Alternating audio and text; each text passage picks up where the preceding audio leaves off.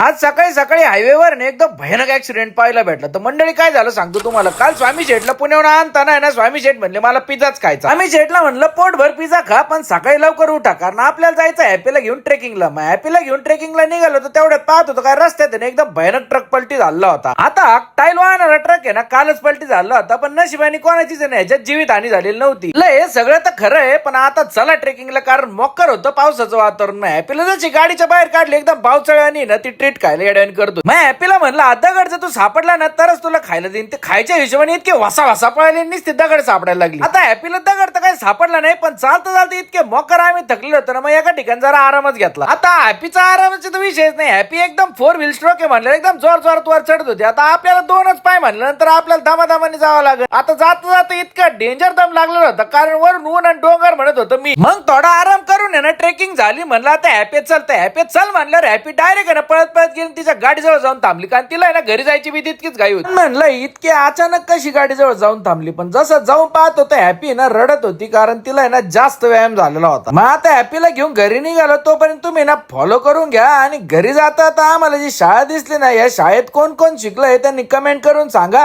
आपण भेटू उद्याच्या ब्लॉग मध्ये.